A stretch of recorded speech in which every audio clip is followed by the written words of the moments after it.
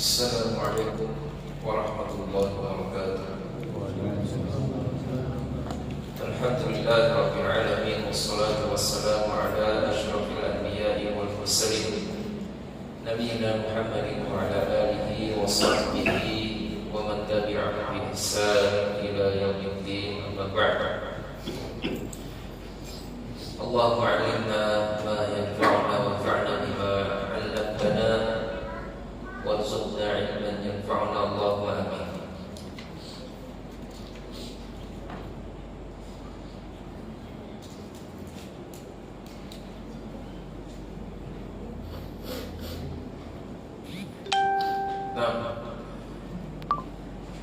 Ayyuhal hadirun ikhwati wa akhwati fillah jami'an. Alhamdulillah kita kembali dipertemukan oleh Allah Subhanahu wa taala di dalam majelis yang semoga diberkahi ini.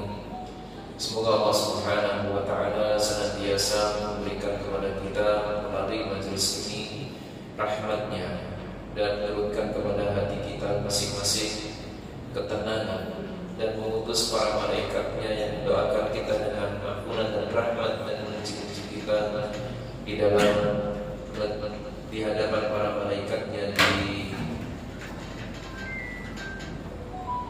di hadapan Ma'asyiral muslimin rahimani wa rahimakumullah. Terakhir kita membahas tentang hal-hal yang diharamkan bagi kerabat mayit setelah wafatnya mayit atau sikap-sikap yang dilarang.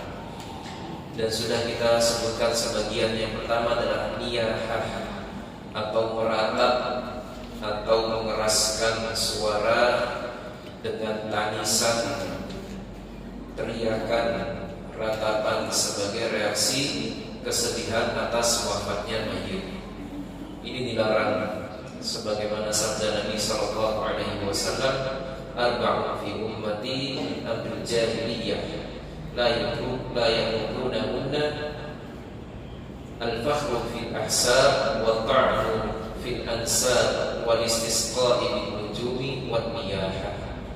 Nabi bersabda, ada 4 perkara di dalam umatku yang itu sebenarnya adalah termasuk dari urusan atau kebiasaan kaum jahiliyah, tapi memang masih ada dilakukan oleh sebagian kaum muslimin. Apa 4 perkara itu? Yang pertama adalah berbangga-bangga dengan kedudukan, jabatan, status sosial. Kemudian yang kedua adalah mencela nasab, mencela keturunan dari keturunan seseorang. Lalu yang ketiga meminta hujan dengan bintang atau kepada bintang. Lalu yang keempat adalah niyahah. Kemudian perbuatan yang kedua adalah menampar pipi dan juga termasuk yang ketiga merobek-robek baju. Sebagaimana sabda Nabi sallallahu alaihi wasallam, laisa minna man laqama al-khududa wa shaqqa al-juyuba wa da'a bi da'wal jahiliyah. Hadis sahih riwayat Imam Bukhari dan Muslim. Rasulullah sallallahu alaihi wasallam bersabda, bukan termasuk golongan kami yang menampar pipi dan merobek pakaiannya dan memanggil dengan panggilan jahiliyah. Ya, memanggil orang dengan panggilan jahiliyah. Apa itu panggilan jahiliyah? Panggilan jahiliyah itu panggilan atau sebutan yang sifatnya rasis atau diskriminatif, yaitu memanggil seseorang dengan menyebutkan kelompok yang dia berada atau menjadi bagian darinya. Contoh misalnya ada seseorang berasal dari suku tertentu, maka dipanggil nama sukunya. Hei orang apa? Itu termasuk panggilan jahiliyah. Atau organisasinya. Itu termasuk panggilan jahiliyah. Dan itu pernah terjadi di masa para sahabat, ya, pernah terjadi di masa para sahabat. Yang muhajirin memanggil wahai kaum ansor, kebalikannya sama yang kaum ansor memanggil wahai muhajirin. Lalu ditegur oleh Nabi Shallallahu Alaihi Wasallam, tidak boleh yang seperti itu. Baik, kemudian yang kelima adalah menggubah syair dan menyebarkannya, menggubah syair dan menyebarkannya. Entah itu syair isinya pujian-pujian atau syair isinya ungkapan kesedihan, ini dilarang. Lalu kemudian yang keenam, mohon maaf, keliru saya. Tadi yang keberapa? Yang mengubah syair. Keempat ya. Ada yang terlewat, kemudian yang kelima, kita hitung yang kelima, yaitu menggundul rambut, ya, menggundul rambut sebagai ungkapan kesedihan. Menggundul rambut sebagai ungkapan kesedihan. Ada sebuah hadis dari Abu Burdah bin Abu Musa al-Ash'ari, ya, Abu Burdah tabi'in, anaknya sahabat Abu Musa al-Ash'ari. Dia bercerita, waja'a Abu Musa waja'an. Abu Musa ini terkena penyakit yang berat. Faghushiya alaihi, lalu dia pingsan. Wa ra'suhu fi hajri imra'atin min ahlihi fasahat imra'atun min ahlihi. Dan kepalanya ini, kepala Abu Musa ini sedang berada di pangkuan seorang wanita dari keluarganya, atau salah satu istrinya. Maka berteriaklah wanita itu, ya, panik karena melihat Abu Musa kehilangan kesadaran. Falam yastati' an yarudda 'alaiha syai'an. Maka Abu Musa karena dia pingsan tidak bisa menjawab, ya, tidak bisa merespon. Falamma afaqa, ketika sadar Abu Musa al-Ash'ari radhiyallahu anhu, dia berkata, ana bari'un mimman bari'a minhu Rasulullah sallallahu alaihi wasallam.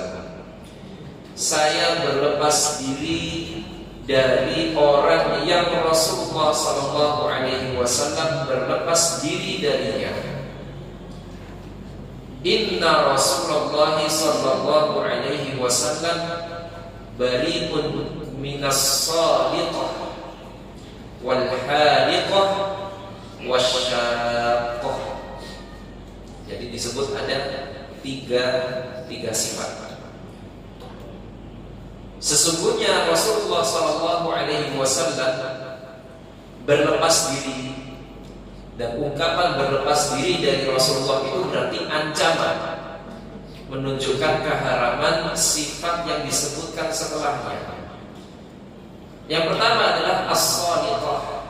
As-saliqah itu sama seperti niyahah tadi, sebutan untuk wanita yang mengeraskan suara, ya, ketika dia menangis. Itu disebut dengan saliqah, ya, meraung-raung. Maka Rasulullah berlepas diri darinya. Kemudian yang kedua, al-haliqah, wanita yang menggundul rambutnya, ya, ketika tertimpa musibah. Lalu yang ketiga, wasyaqah, wanita yang merobek bajunya ketika tertimpa musibah, dan sudah kita sebutkan sebelumnya. Hadis sahih riwayat Imam Bukhari dan Muslim. Kemudian yang keenam adalah mengumumkan kematian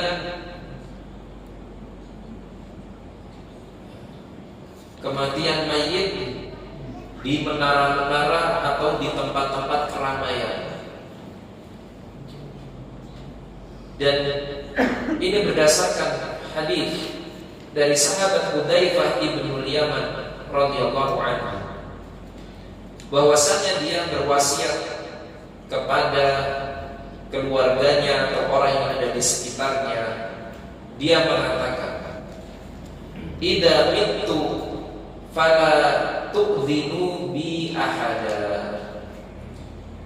Jika aku mati, maka jangan kalian beritahukan orang-orang seorang pun tentang kematiannya. Fa inni akhafu an yakuna na'yan. Karena sesungguhnya aku khawatir atau takut itu termasuk dari na'i. Ya, perbuatannya itu disebut dengan an-na'yu atau an-na'i. Ya, dalam bahasa Arab mengumumkan, menyuruh orang untuk pergi mengumumkan kematian seseorang itu disebut dengan an-na'i. Wa inni sami'tu Rasulullah sallallahu alaihi wasallam yanha 'anil na'i. Dan aku mendengar, sesungguhnya aku mendengar Rasulullah sallallahu alaihi wasallam melarang an-na'i. Jadi tidak boleh mengumumkan kematian seseorang kemana-mana, tapi dengan catatan. Dengan catatan, an-na'yu yang dilarang ini adalah perbuatan orang jahiliyah di zaman dahulu, karena termasuk bagian dari kebiasaan mereka membangga-banggakan, ya, menyombong-nyombongkan diri dan keluarga. Dan kalau kita tarik hal-hal yang dilarang tadi itu, di antara kesamaannya reaksi seperti mengeraskan suara ketika menangis, menampar pipi, merobek baju, menggundul rambut, kemudian membuat syair yang disebar-sebarkan, dan terakhir ini adalah menyebarkan berita kematian. Itu garis kesamaannya adalah bentuk memperbesar atau meninggikan kedudukan si mayit. Jadi perbuatan-perbuatan yang dilakukan untuk menunjukkan bahwasanya mayit ini orang yang tinggi kedudukannya, sehingga kematiannya itu direspon dengan sikap yang demikian. Jadi seperti itu. Makanya,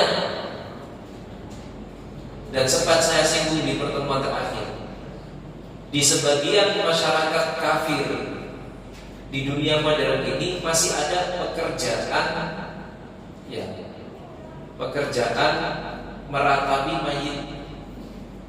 Masih ada pekerjaan meratapi mayit. Orang disewa datang, atau masih ada acara-acara meratapi mayit. Setelah mayit itu wafat, entah dikremasi atau dikubur, ya, orang diundang, didatang, kamu hadir menangis ketika pemakamannya, ya, untuk menunjukkan bahwasanya yang mati ini orang yang baik, orang yang hebat, orang yang disayangi dan lain sebagainya, sehingga kepergiannya itu layak untuk ditanggapi dengan sikap seperti ini. Sampai sekarang ada di beberapa masyarakat kafir. Bahkan kalau tahu kata kuncinya bisa dicari di internet, videonya ada. Dan an-na'yu, kita kembali kepada an-na'yu. Gambarannya an-na'yu yang dilarang itu seperti tadi, dilakukan untuk meninggikan kedudukan mayit ini, membangga-banggakannya. Sehingga bentuk an-na'yu yang dilarang itu adalah mengumumkan mayit kepada orang umum, kepada khalayak umum yang tidak perlu mengetahui kematiannya, yang tidak perlu mengetahui kematiannya. Dan gambarannya sebagaimana disebutkan oleh para ulama seperti Syekh Al-Albani rahimahullah, beliau menjelaskan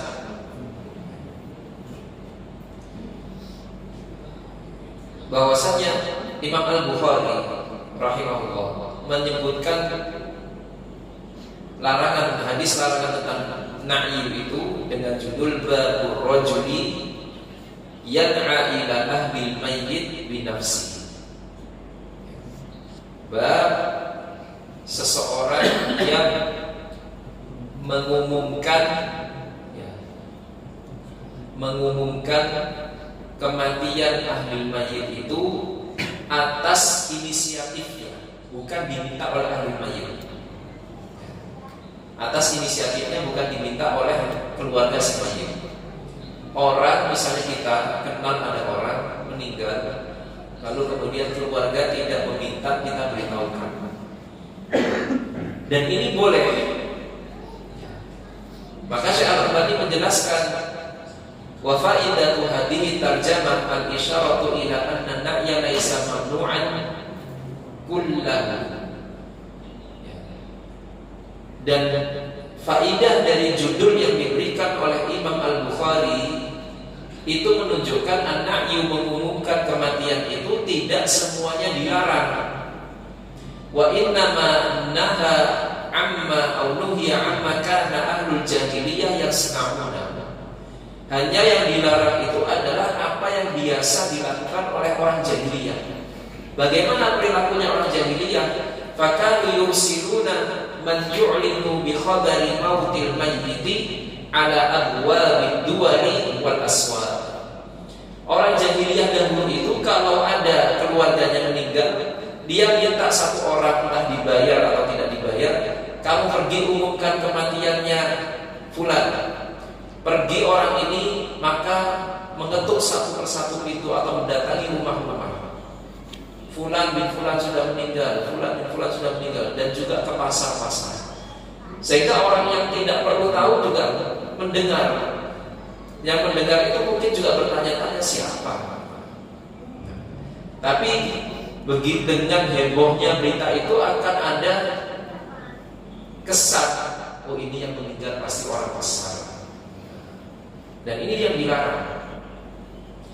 Makanya di dalam Islam, kalau pengumuman kematian itu sesuatu yang diperlukan, hukumnya boleh, bahkan bisa menjadi wajib. Bagaimana kalau tidak bisa mendatangkan orang yang mengurus mayit kecuali dengan mengumumkannya? Maka menjadi wajib hukumnya. Kepada siapa misalnya diumumkannya? Kepada tetangga sekitar. Makanya mengumumkan di speaker masjid itu tidak dilarang secara mutlak. Kenapa? Karena memang yang ditujukan itu adalah orang-orang sekitar. Yang tidak boleh adalah misalnya wafatnya di sini diumumkan di masjid di sana, yang tidak kenal, seperti itu. Atau kerabat, mengumumkan kepada siapa? Kerabat. Atau teman-teman kerja, orang-orang yang kenal dengan mayit dan lain sebagainya. Itu boleh. Dan ini dikuatkan dari hadis Nabi Shallallahu Alaihi Wasallam. Yang pertama adalah kisah wafatnya Najasyi. Kisah wafatnya Najasyi dari sahabat Abu Hurairah radhiyallahu anhu. Beliau menceritakan anna Rasulullah sallallahu alaihi wasallam na'an Najasyi fil yaumil ladzi mata fihi fa kharaja ila al-musalla fa saffa bihim wa kabbara arba'an. Ya, hadis sahih riwayat Imam Bukhari dan Muslim. Bahwasanya Nabi sallallahu alaihi wasallam na'a. Jadi Abu Hurairah menggunakan kata kerja na'a. Na'a itu ya dari perbuatan an-na'yu tadi yang dilarang itu. Tapi di sini Rasulullah sendiri na'a. Rasulullah sendiri mengumumkan kematian An-Najasyi kepada para sahabat. Kenapa? Ya karena ada kebutuhan. Ya, pertama para sahabat sebagian mengenal An-Najasyi yang mereka hijrah ke Habasyah. Kemudian setelah itu meninggalkan Habasyah bergabung kepada Rasulullah di Madinah, mengenal An-Najasyi. Kemudian juga yang kedua, An-Najasyi tidak ada yang mengurus jenazahnya dari kaum muslimin di Habasyah. Maka oleh Rasulullah SAW diumumkan dan para sahabat diajak berkumpul di musalla, di tempat Rasulullah biasa mengadakan sholat Id. Lalu kemudian setelah itu mengajak melakukan sholat jenazah atau yang disebut dengan sholat ghaib oleh sebagian seseorang karena jenazahnya tidak ada. Jadi diumumkan boleh. Kemudian hadis yang lain dari sahabat Anas bin Malik radhiyallahu anhu agak panjang di sini, yaitu dalam kisah perang Mu'tah, perang melawan pasukan Romawi. Rasulullah SAW mengutus pasukan kaum muslimin, mengutus pasukan kaum muslimin dan memberikan wasiat. Yang jadi pemimpin memegang bendera pertama adalah Zaid bin Harithah, kata Rasulullah. Kalau Zaid bin Harithah gugur, maka yang mengambil Ja'far bin Abi Thalib. Kalau Ja'far bin Abi Thalib gugur, maka yang mengambil adalah Abdullah ibn Ruwahah. Itu pesan Nabi SAW. Lalu kemudian berangkatlah mereka. Ketika sahabat pasukan ini jauh, di tempat perang ini jauh, berhari-hari perjalanan, Rasulullah mendapatkan update dari Allah Subhanahu wa taala. Rasulullah mendapatkan kabar dari Allah Subhanahu wa taala. Entah melalui malaikatnya atau secara langsung, yang jelas Rasulullah mengetahui apa yang terjadi. Ketika terjadi peperangan, Rasulullah berdiri di hadapan para sahabat. Berdiri di hadapan para sahabat. Beliau mengatakan di hadapan para sahabat bahwasanya sekarang Zaid bin Harithah telah syahid. Zaid bin Harithah telah syahid. Lalu kemudian diambil Ja'far bin Abi Thalib benderanya. Nabi mengatakan fastaghfiruhu, maka mintalah ampun kepada Zaid bin Harithah. Nabi mengatakan seperti itu, mengajak para sahabat untuk mendoakan Zaid bin Harithah. Dan itu dilakukan kepada para sahabat yang lain. Setelah Zaid bin Harithah siapa? Ja'far bin Abi Thalib memegang bendera, syahid juga. Lalu Nabi mengucapkan ucapan yang sama, fastaghfiruhu, doakan Ja'far bin Abi Thalib. Setelah itu diambil bendera oleh Abdullah bin Ruwahah. Abdullah bin Ruwahah pun kemudian syahid juga. Rasulullah mengumumkan sekarang Abdullah bin Ruwahah telah syahid, maka doakan. Lalu kemudian diambil benderanya oleh Khalid bin Walid. Khalid bin Walid, Rasulullah mengatakan di hadapan para sahabat, itu.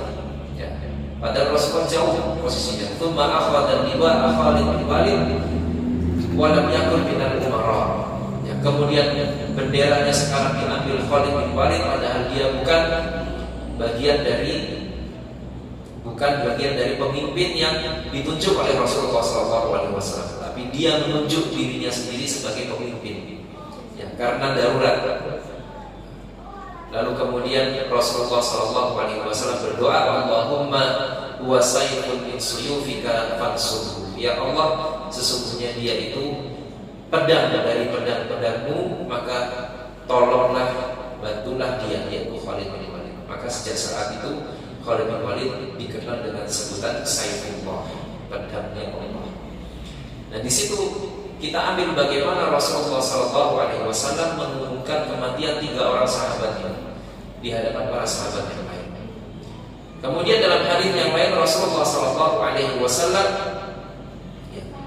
dalam hadis yang masyhur, beliau mencari-cari seseorang yang berkulit hitam. Berbeda riwayatnya, ada yang mengatakan laki-laki, ada yang mengatakan perempuan. yang biasa membersihkan masjid Nabi Shallallahu Alaihi Wasallam. Ditanya mana fulan atau mana fulana, kata para sahabat, sudah wafat wahai Rasulullah. Kemudian Rasul mengatakan, kenapa saya tidak diberitahu? Maka ini semuanya boleh. Jadi kita mengabarkan entah di grup keluarga atau di grup di WA misalnya kepada orang-orang yang kita kenal atau yang mengenal fulan, itu boleh. Tetapi bukan termasuk tetapi ini adalah ijtihad saya, di antara sesuatu yang atau kebiasaan yang tidak baik, kurang baik di masa sekarang, yang saya khawatirkan termasuk pada an-na'yu yang dilarang, yaitu adalah mengumumkan kematian di grup-grup yang tidak ada hubungannya dengan mayit. Enggak ada, misalnya diumumkan telah wafat mertuanya fulan, enggak ada yang kenal siapa mertua fulan ini, dan juga tidak semua kenal dengan fulan. Di mana grup itu banyak, ratusan, tidak semuanya saling mengenal, diumumkan. Jadi seperti itu. Atau telah wafat misalnya bapaknya siapa, enggak kenal. Ini hati-hati, sehingga menyebarkan berita kematian itu hati-hati. Kalau di grup keluarga, ya di grup misalnya perumahan, atau di grup RT atau RW dan seterusnya, itu masih maklum. Atau di grup sekolah, di grup kantor dan lain sebagainya yang ada hubungannya dengan mayit, itu yang masih diperbolehkan, sebagaimana disabdakan oleh Rasulullah. Tapi kalau di grup-grup yang banyak, nggak semuanya kenal dengan mayit, maka tidak usah diumumkan besar-besaran. Apalagi yang disebutkan namanya itu pun juga tidak semuanya mengenal di dalam. Baik, itu an-na'yu yang dilarang. Dan sampai sini selesai sudah sikap-sikap yang dilarang pada kerabat mayit. Lalu berikutnya ada yang disebut dengan al-ihdad, dan kita singgung al-ihdad sebagaimana disebut oleh penulis di sini. Ada sesuatu yang disebut dengan al-ihdad. Ihdad ini adalah ungkapan atau berkabung, berduka dengan cara meninggalkan perhiasan atau berhias diri dan pewangian. Dan ihdad ini khusus untuk wanita. Ihdad ini khusus untuk wanita. Wanita jika dia ini berduka mendapatkan musibah, ditinggal kerabatnya atau suaminya, maka boleh dia melakukan ihdad. Dengan cara apa? Tidak berhias dan tidak menggunakan wangian di rumahnya, tidak mengenakan celah dan lain sebagainya. Pokoknya segala sesuatu yang termasuk dalam berhias itu dia tinggalkan. Baju, menggunakan baju yang biasa, tidak harus hitam, kemudian tidak menggunakan make up, tidak berdandan, tidak mengenakan perhiasan. Ini namanya ihdad. Dan ihdad ini untuk wanita itu ada dua. Yang pertama adalah ihdad karena kematian kerabat, wafatnya ayahnya, wafat ibunya, kakeknya, neneknya, anaknya, saudaranya, dan seterusnya. Ini hukumnya boleh dengan batasan maksimal 3 hari. Batasan maksimal 3 hari.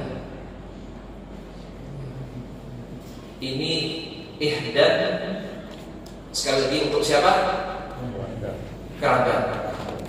Hukumnya boleh selama berapa hari? 3 hari. 3 hari. Kemudian yang kedua, ihdad karena wafatnya suami. Ini hukumnya wajib. Ini hukumnya wajib. Berapa lama? 4 bulan 10 hari. Atau selama masa iddah. Selama masa iddah, 4 bulan 10 hari.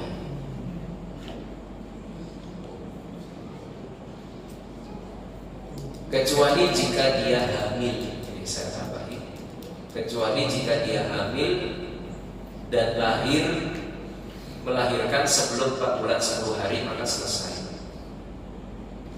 Ya, bisa dipahami ya. Jadi iddahnya wanita yang ditinggal wafat suami itu 4 bulan 10 hari bilangan hijriyah atau qamariyah. Saya tegaskan kembali, hitungannya selalu menggunakan qamariyah.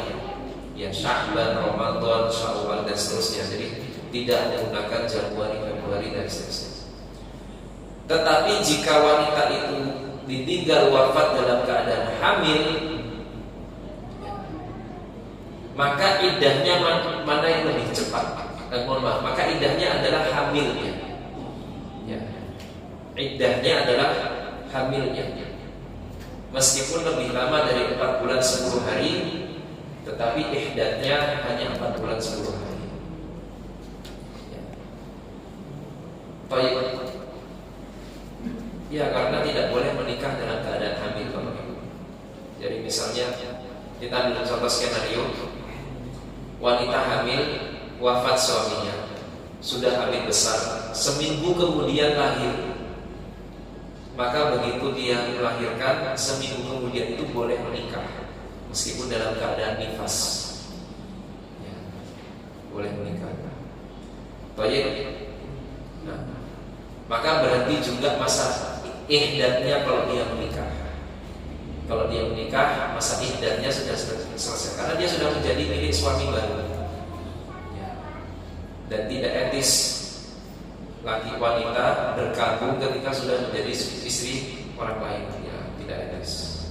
Kemudian skenario kedua, wanita hamil, wafat suaminya, lalu panjang misalnya sampai 6 bulan baru melahirkan.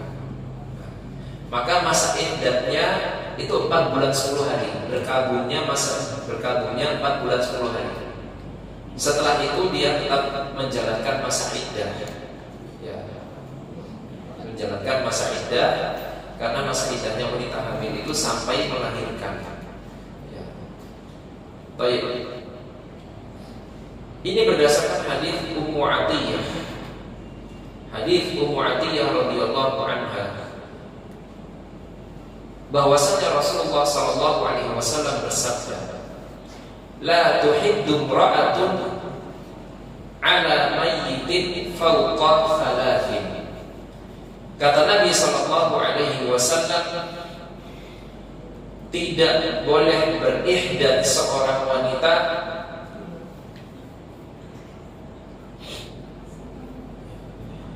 karena kematian seseorang lebih dari 3 hari. Kata Nabi, tidak boleh berihdad seorang wanita karena kematian seseorang lebih dari 3 hari. Illa ala zawjin, kecuali berihdad karena kematian suaminya. Maka arba'ata ashhurin wa ashra, maka 4 bulan 10 hari, kata Nabi sallallahu alaihi wasallam. Wala talbas thawban masbughan. Nah, di sini masalah pakaiannya. Tidak boleh menggunakan pakaian yang memang termasuk perhiasan. Nabi mengatakan tidak boleh mengenakan pakaian yang dicelup atau diwarnai, pakaian yang berwarna. Sehingga pakaiannya itu harus pakaian yang sifatnya netral. Kecuali illa thawba asbin, kecuali pakaian asb.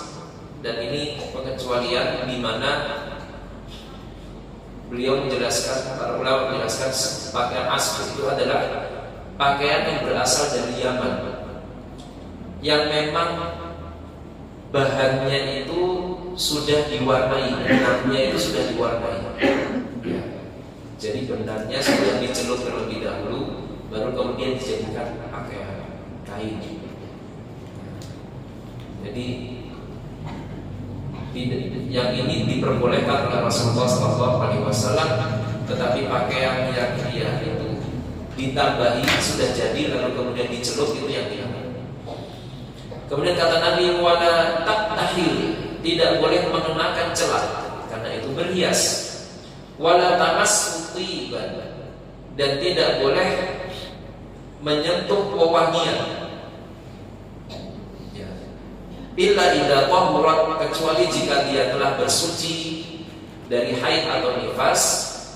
Dan ini termasuk sunnah, ya bapak-bapak ibu sekalian, termasuk sunnah wanita itu jika bersuci dari haid atau nifas, dia mengenakan wewangian dalam setelah mandinya atau ketika mandinya.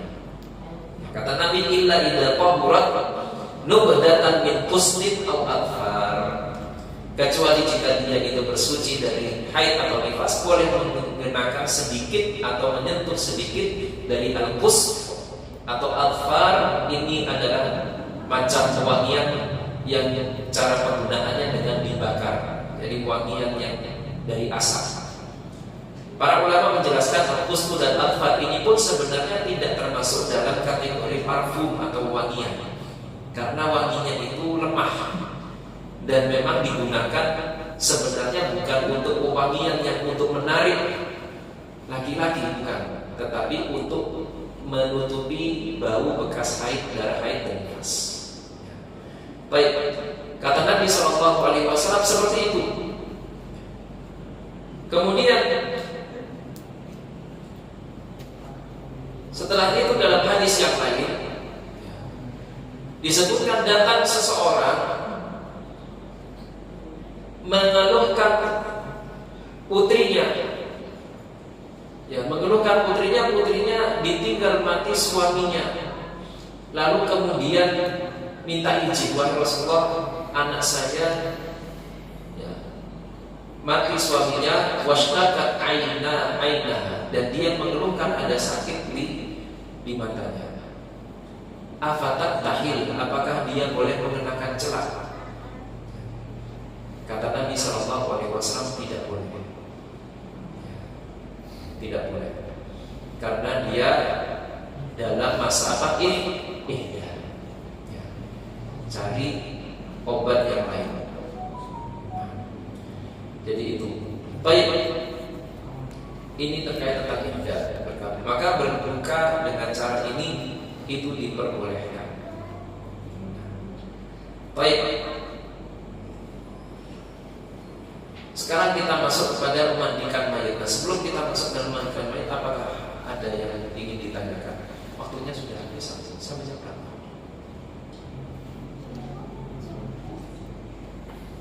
Ya, 30 menit lagi. Ya, setengah 10 sampai setengah 10. Kalau tidak ada, kita lanjutkan memandikan, dan ini soal singkat saja. Terkait tentang memandikan mayat, hukumnya adalah fardu kifayah. Ini berdasarkan ijma' para ulama, ya, ijma' kesepakatan para ulama, ya. Dan ijma' ini diambil dari beberapa hadis, beberapa sumber. Yang pertama adalah hadis sahabat Abdullah bin Abbas radhiyallahu anhu tentang sahabat yang wafat ketika sedang melakukan ihram, ya, sedang melakukan ihram. Saya kurang ingat ihram haji atau umrah, pokoknya sedang ihram bersama Rasulullah SAW. Qadarullah, sahabat ini menaiki untanya, jatuh dan terinjak, atau dia terinjak untanya sehingga patah lehernya dan wafat dalam keadaan berihram. Maka Nabi SAW bersabda, "Ighsilu," mandikan dia, wala tuqarribuhu tiban, tetapi jangan diberi wewangian, karena dia masih statusnya ihram. Ya, dia wafat dalam keadaan ihram, masih statusnya ihram. Orang ihram tidak boleh menggunakan wewangian. Makanya hati-hati yang ihram, ya, tidak boleh menggunakan sabun, sampo, parfum dan lain sebagainya. kecuali setelah tahlil. Kemudian Nabi mengatakan wala tughattu wajha, dan jangan ditutupi kepalanya.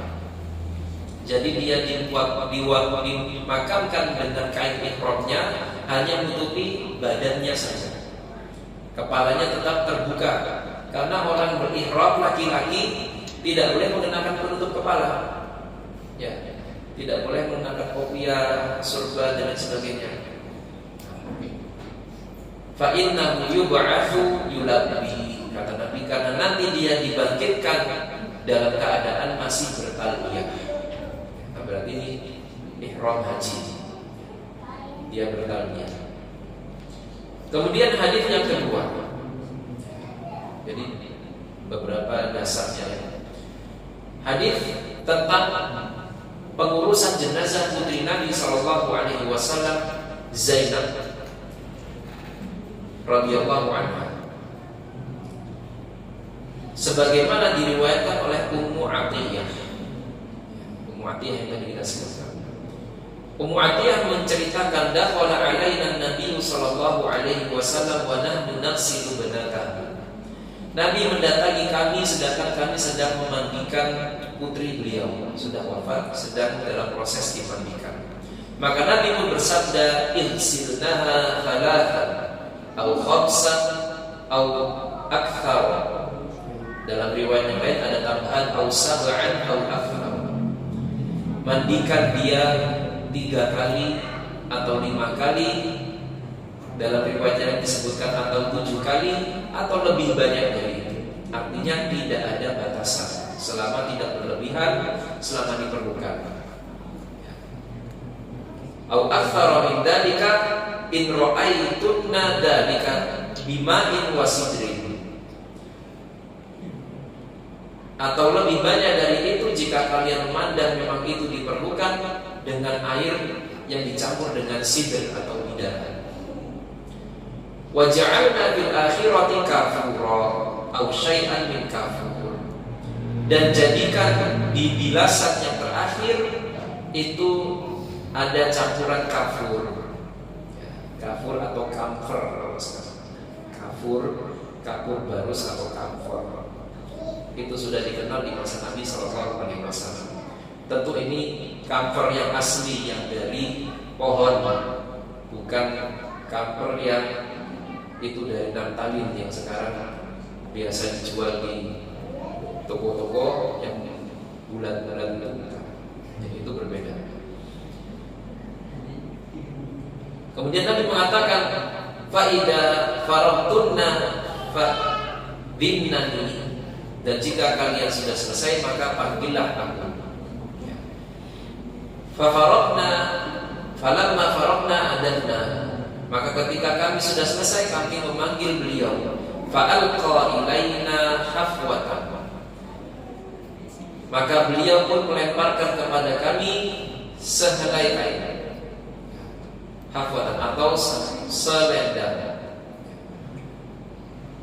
Kemudian beliau bersabda, "Ashirnaha iyyahu, ashirnaha iyyahu." Pakaikan kain ini kepadanya. Ya, maksudnya kafanilah dia dengan kain ini. Kafanilah dia dengan kain ini. Kemudian dalam riwayat yang lain atau dalam lafaz yang lain ada tambahan. Berkata Ummu Atiyah, "Masyadnaha thalathata qurun." Kami menjadikan rambutnya Zainab itu menjadi tiga bukan ikatan, dipisah menjadi 3. Kurun itu secara bahasanya tanduk, ya, tanduk sapi itu bukan tanduk, maksudnya adalah dipisah jadi 3, kemudian kami sisir jadi 3 sehingga mempermudah ketika memandikannya.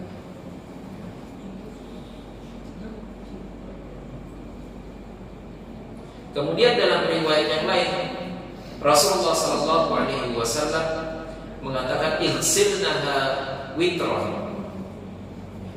Mandikanlah dia dengan jumlah atau bilangan yang ganjil.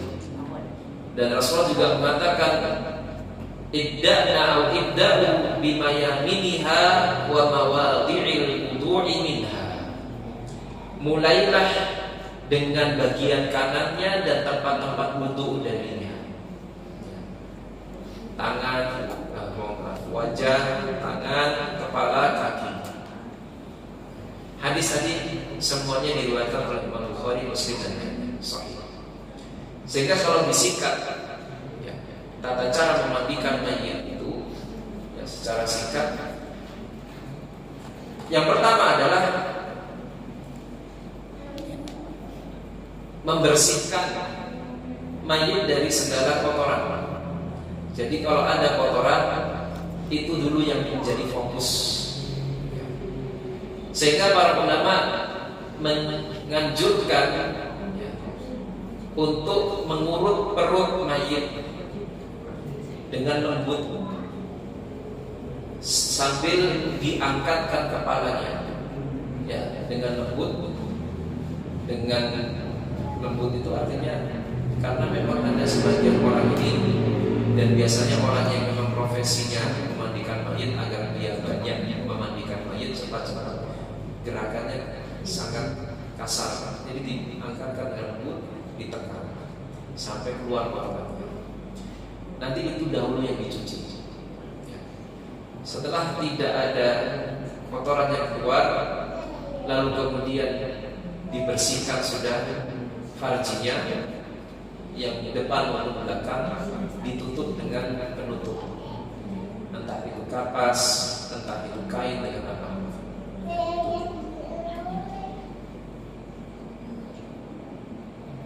Tentu, mohon maaf ini saya lupa. Setelah dilepas semua bajunya, sambil ditutupi auratnya, bapak-bapak ibu sekalian.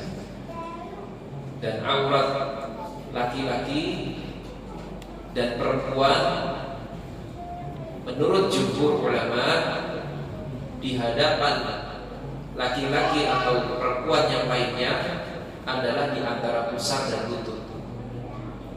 Jadi antara pusar dan lutut itu ada kain, entah menggunakan handuk atau yang lain sebagainya, ditutupi di situ dan tidak boleh dilihat dan disentuh seperlunya, dan menyentuhnya dengan penghalang.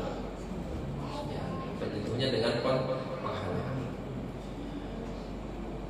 Kemudian siapa yang boleh memandikan? Yang boleh memandikan adalah jika mayitnya laki-laki, maka yang memandikan adalah laki-laki.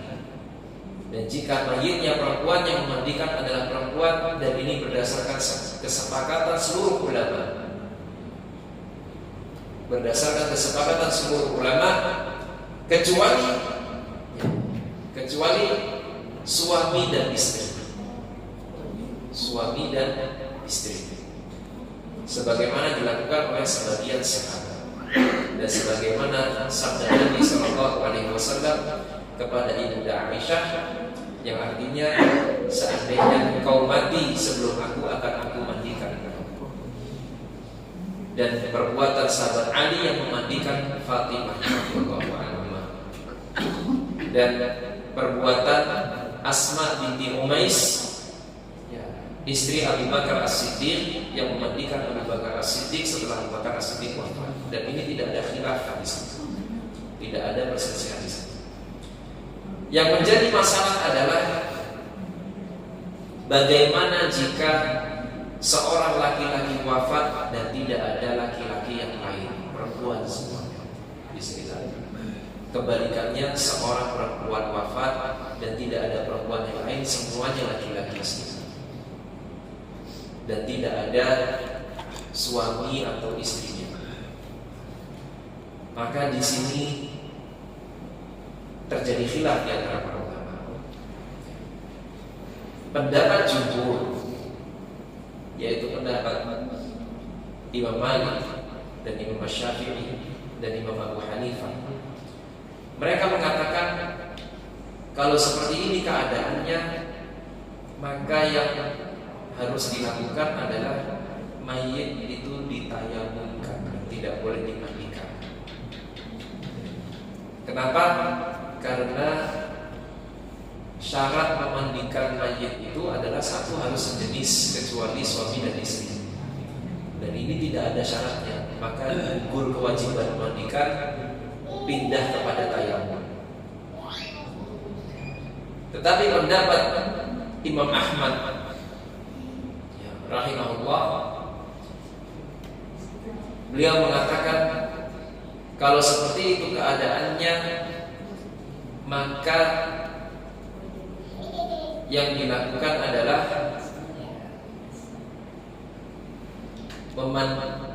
mayit itu dipakaikan pakaian yang tebal, dipakaikan pakaian apa yang tebal, ya, entah 1 lapis, 2 lapis, 3 lapis, pokoknya pakaian yang tebal. Lalu kemudian dimandikan dengan cara disiram saja, ya, disiram saja. Karena intinya memandikan itu hanya mengalirkan air ke seluruh tubuh mayit. Disiram sampai kalau perlu disentuh, yang menyentuh itu menggunakan penghalang, sarung tangan, yang seandainya perlu disentuh. Jadi cukup apa? Dialirkan air ke seluruh tubuhnya sampai diyakini semuanya basah, selesai dimandikan. Ini pendapat Imam Ahmad dan juga diikuti oleh Imam Hazm rahimahullah, dan juga diriwayatkan dari beberapa salaf seperti Abu Qatadah dan Az-Zuhri. Kemudian rahimahullah, mereka mengatakan dimandikan dalam keadaan dipakaikan pakaian yang tebal. Wallahu a'lam. Kalau saya pribadi lebih condong kepada pendapat Imam Ahmad, ya, pendapat Imam Ahmad dimandikan dengan pakaian tebal ini karena lebih, ya, lebih lengkap, insyaallah. Artinya lebih bahasanya, arhamu bil mayyit, lebih rahmat kepada mayit yang dia dimandikan. Baik, kembali lagi. Jadi setelah dilepaskan bajunya, ditutupi auratnya, dibersihkan seluruh kotorannya. Kalau ada kotoran misalnya tanah dan sebagainya, itu terlebih dahulu yang dibersihkan. Sebagaimana kita kalau mandi junub, dikeluarkan kotoran yang ada dalam perutnya, ya, ditekan dengan lembut, karena mayit itu, manusia jika sudah mayit, otot yang menahan kotoran itu sudah tidak bisa menahan lagi. Makanya orang itu kalau ada berita bunuh diri dengan gantung diri, biasanya ditemukan dalam keadaan kotorannya keluar semua. Baik. Setelah itu bagaimana? Dimulai pada bagian-bagian wudu. Apakah perlu dikumurkan dan diistinsyaqkan? Maka jumhur ulama mengatakan iya, sunnah dikumurkan. Bagaimana caranya? Kalau dikumurkan dengan tangan ini dengan dilapisi kain, kalau ada, jika tidak ada maka tidak mengapa, dibasahi lalu dijalankan di mulutnya, ya, dengan lembut. Sekali lagi, kata kuncinya adalah dengan lembut. Basah, kain basah, dijalankan di giginya, langit-langit mulutnya, di pikiran ini, pipinya, selesai. Begitu juga ketika istinsyaq, tadi bekas perut ganti kain atau bekas perut tadi dicuci, basah, digosokkan di lubang hidungnya. Itu sudah menjadi kumur dan istinsyaqnya tadi. Lalu setelah itu dibasuh kepalanya, mukanya, dibasuh tangan kanannya, dibasuh kaki kanannya, ya, kepala lalu kaki kanan, karena dimulai kanan terlebih dahulu, ya, karena urutannya tidak sama dengan wudu. Kalau untuk mandikan mayit, kanannya. Setelah itu bagian kiri tempat wudunya, ya, wajahnya, tangan, kepala, kaki yang sebelah kiri. Baru kemudian disiram sebelah mana? Kanan, dari atas sampai bawah. Ya, disiram sebelah kanan dari atas sampai bawah. Kemudian untuk bagian belakangnya dihadapkan mayit ke arah mana? Kanan atau kiri? Kiri. Dihadapkan ke arah kiri. Yang kanan bagian belakang ini disiram dengan air, ya, agar merata. Diulangi hal yang sama untuk sebelah kiri. Selesai 1 kali. Baru kemudian kali yang kedua, barulah ini yang dicampur dengan bidara, agar keluar dari khilaf. Karena Imam Malik mengatakan campuran itu tidak boleh di kali yang pertama. Kali yang pertama itu harus air saja. Karena yang kali pertama itulah yang wajib, dan yang wajib itu perintahnya dengan air. Adapun yang kedua, ketiga dan seterusnya itu yang sunnah. Maka kali yang kedua baru dengan bidara. Kalau 3 kali, kali yang terakhir menggunakan kafur tadi. Ya, airnya dicampur kafur. Ini kali yang terakhir kan, sebagaimana sabda Nabi tadi, waja'alna fil akhirati kafur. Dan jadikan di akhir itu dicampur dengan kafur. Selesai. Selesai memandikan mayit. Kemudian terkait tentang rambutnya. Terkait tentang rambutnya. Kalau rambutnya panjang, maka disunahkan kalau ada ikatannya diuraikan ikatannya. Kalau dikepang diuraikan kepangnya. Lalu kemudian disisir karena agar tidak kusut, sehingga air lebih mudah mengalir. Setelah itu dipisah menjadi 3, kanan, kiri, dan tengah. Diuraikan ke belakang. Ya, jadi ini misalnya ini tempatnya mayit, kepalanya di sini, maka rambutnya diuraikan ke belakang, ke bawah, sehingga cukup bisa. Nah, seperti itu. Baik.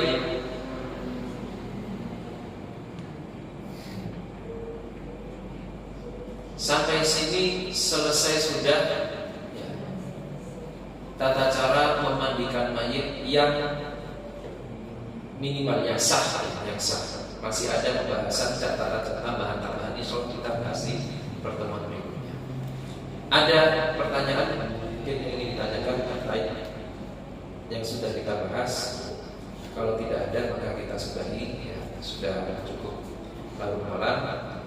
Bapak-bapak ibu sekalian, semoga menjadi ilmu yang bermanfaat. Menjadi ilmu yang bermanfaat. Insya Allah kita lanjutkan di pertemuan berikutnya dalam keadaan yang lebih baik. Ada kurangnya saya mohon maaf. Wassalamualaikum warahmatullahi